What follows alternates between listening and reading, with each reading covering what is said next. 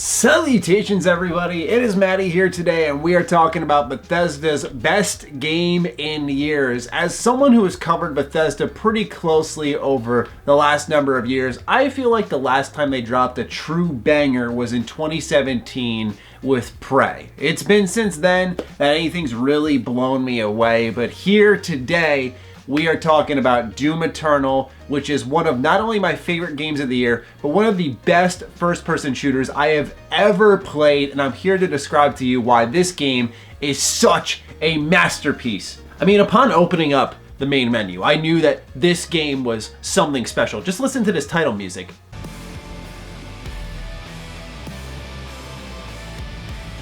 You know, I could get a really good workout to this. I think I need a training montage.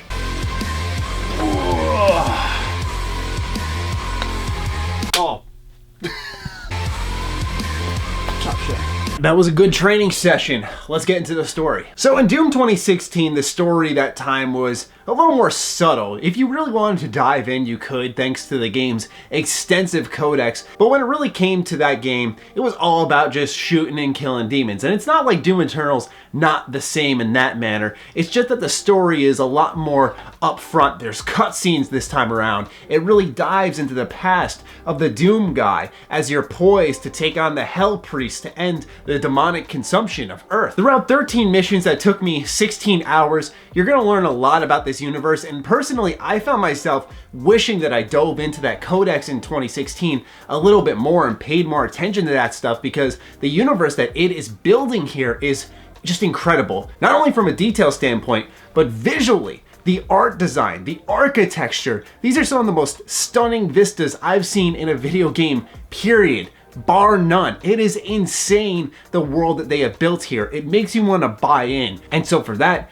I'm glad that they put a story up front instead of tucking it in the back. Now, a lot of people think I hate Doom 2016 for some reason. When I make it very clear I liked it a lot, I just thought its pacing was poor. And for that, I got bored of it a lot sooner than others. But when it comes to Doom Eternal, that is not the case. This game is perfectly paced between cutscenes, gameplay, and the occasional first-person platforming. This game just always has something new coming your way, something interesting, something worthwhile, and it's not just always in your face shooting, which personally, as someone who likes their moments of respite in gameplay, even in Doom Eternal where it's very brief, that's all I need is 20 seconds just to take a breath. All I need, and this game provides that, whether it's an informative cutscene to help build the world a little bit more, or maybe some platforming to interact with the universe and just take in the surroundings that are so beautiful. It needs that for you to really appreciate the world you're in. It doesn't have to be this constant shooting gallery, and it seems like it has recognized that. So while the story I don't think will blow your mind, it is very entertaining, of course, but not the Call of Duty level entertaining. Like, it's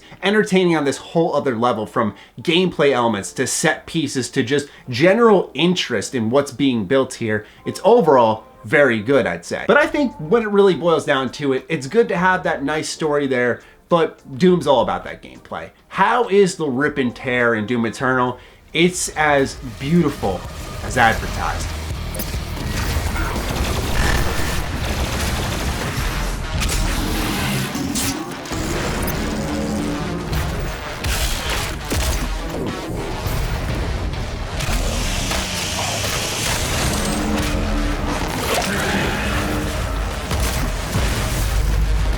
So Doom Eternal introduces this loop that I really like, and it changes it from 2016's, hey, this is really fun, right, to making sure that you're constantly mentally engaged in the chaos. It's not just mindless shooting. Not to say that 2016 was, but this game actively avoids that stereotype that could be applied to it. The way they do this is by targeting 3 resources and attaching key gameplay components to them. But it's the good and fair type of challenge that you're generally looking for in first-person shooters that seem to be vacant outside of this title. And so the loop that's presented is recovering your health through the game's beautiful yet sadistic glory kills. And then there's also chainsawing your enemies in half. And when you do that, they will drop tons of ammo. And ammo resource management is something that I never really expected to be a key component of Doom, but it is major here. You can run out of ammunition very quickly in these extensive firefights. And last but certainly not least is the fire belch. You can shoot flames onto your opponent,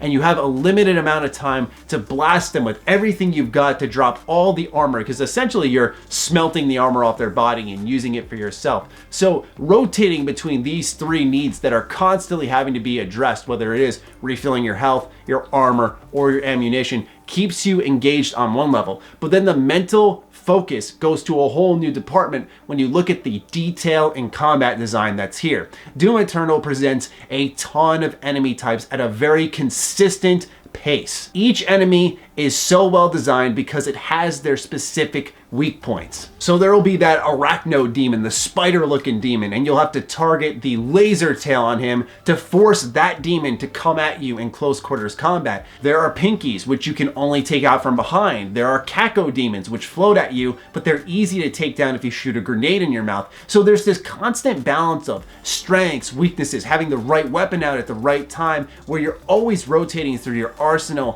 focusing on enemies' weaknesses, and trying to make the most of each situation while balancing resources. So every single moment in Doom Eternal keeps you mentally engaged. It never ever wants you to relax, take a breath, outside of those moments during those cutscenes or those platforming sections where it is clearly designed with that intention. But when the combat gets going, it does not slow down. And I think the level that perfectly captures it, one of my favorite all-time levels now in a first-person shooter, is Mission 6 on the Ark Complex. Holy breakneck speed from the get-go, incredible environmental transitions while keeping you focused on the objective, beautiful enemy placement, balanced, fair, everything you could ask for. For me, one of my favorite all-time levels is Halo Combat Evolved's mission, where you're going from the bridges down to the snowy battlefield and then back up to the bridges and just seeing the grunts sleeping. There was just a unique feel in that level compared to the rest of the game. And I know we all have our individual favorite levels in video games, but to have Doom Eternal present something that brought back that feeling, that memory of loving a first-person shooter level that much is so special to me, because I don't really talk about it a lot, but Halo is one of my all-time favorite games. I adore the franchise so much, and I'm talking about the original trilogy. Now, I mentioned that platforming helps break up some of the shooting so that you're not constantly doing it and feeling overwhelmed, or sort of a switch is going to just flip off in your brain and you're not going to care about the shooting that's happening on screen.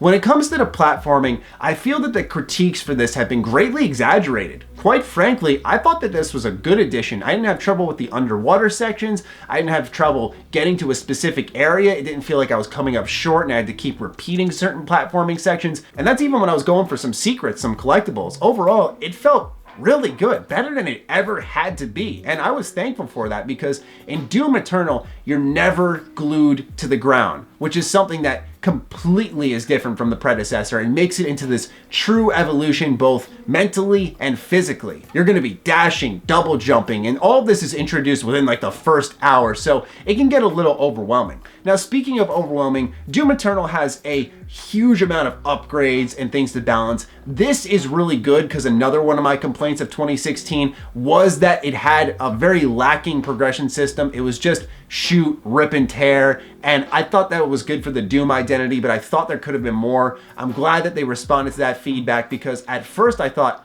okay, this might be a little bit too much. Eventually you get familiar with everything and it just evens out and feels really good. You're always working towards something, and then you're engaged mentally by the combat, and then there's good platforming, good storytelling.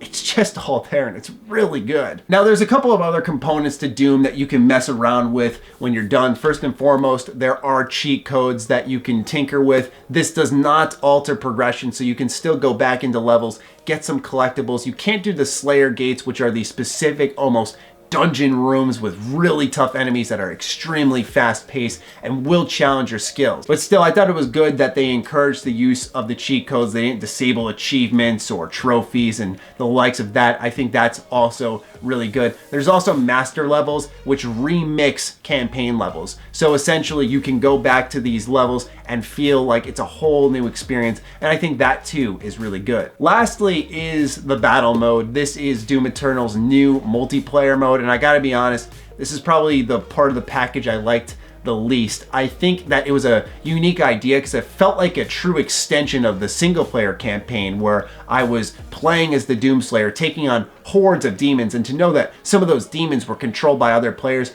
is cool at first, but it just doesn't have this lasting appeal that I feel the original Doom 2016 multiplayer did have. And maybe I'm just a traditionalist. I like the idea of Doom playing a little bit like Quake Champions, just that fast-paced player versus player action. But for me personally, and maybe you guys will disagree with this, when I played battle mode, I just had this thought in my head of why am I doing this when I can just hop right into the campaign and get a much more extensive, dramatic version of what I'm playing here. And sure, you do also get to play as the demons, which helps out a little bit in breaking up the flow and making it feel different. But for me, it just didn't do the trick. What I love about Doom is its mobility, its thinking process, which is all engaged in this multiplayer mode, but it just feels like more of the single player without the progression and without the satisfaction that I was looking for. So I have this list here of summarized notes that I took while I was playing the game, and I make a flaws section for every review. And let's just say most times it can be pretty extensive. Sometimes they're nitpicks, but in this case for Doom Eternal, I have a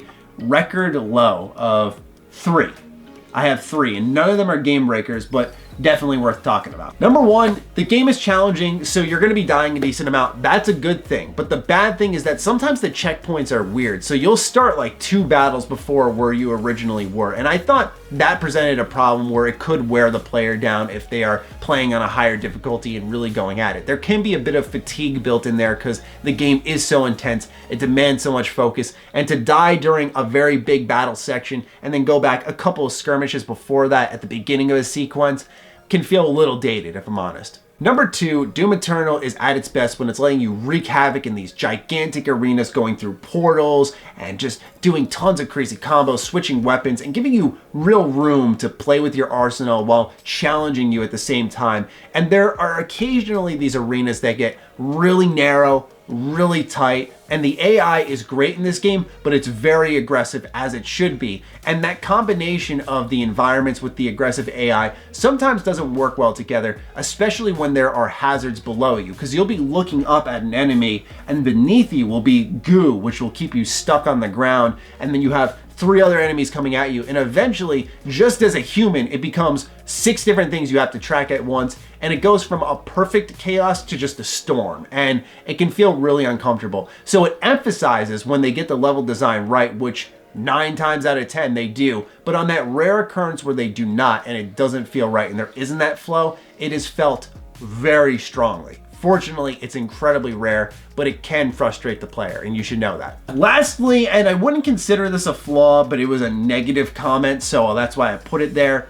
Let's talk about the Marauders. Marauders are good enemy design, okay? But with that said, I love the kit. I love how they're super defensive powerhouses. You get too close, they use their shotgun. You're too far away, they shoot a ray from their axe. They have a shield, so you can't directly shoot them. You have to play a counterattack style, which drastically changes the pace of the game. And when you're in a one-on-one battle with him, it's great. When I was just dueling off with the Marauder, I was like, this is good. But what happens is when you see a Marauder in mass combat, essentially it changes the way you play and it disrupts the pacing in what I'd say is not a favorable manner, because you'll have to take everyone out around you, and eventually it becomes less of this game of gory chess and essentially an elimination chamber match as you get rid of everyone around you until it's just you and the Marauder, and then you can abuse the leftover zombies by using your chainsaw on them or using health for them. And this is with me getting down pretty tightly the quick swap mechanic a lot of people were using, which was the super shotgun, the ballista, and then switching back to the super shotgun.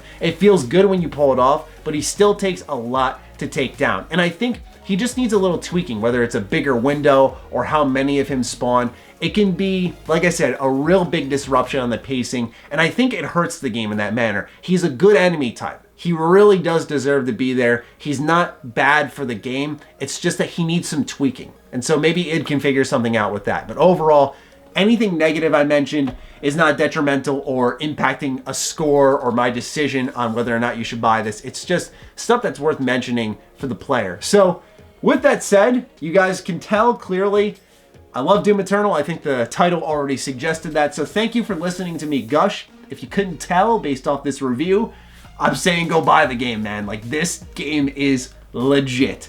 And I say that as someone who really did like Doom 2016, but you guys may recall in my tier video for Bethesda games, I put Doom 2016 at A tier, and a lot of people were like, what? And so this game, S tier. All I gotta say. Huge upgrade from the original, which was already pretty good. I'd love to hear your thoughts on Doom Eternal. What do you think? Fire away in the comments down below. Other than that, follow me on Twitter, follow me on Instagram. Those links are in the description down below. Big thank yous to all the patrons who continue to support this content here. I appreciate each and every single one of you, and we'll talk soon. Stay sexy, stay active. I love you all. Peace.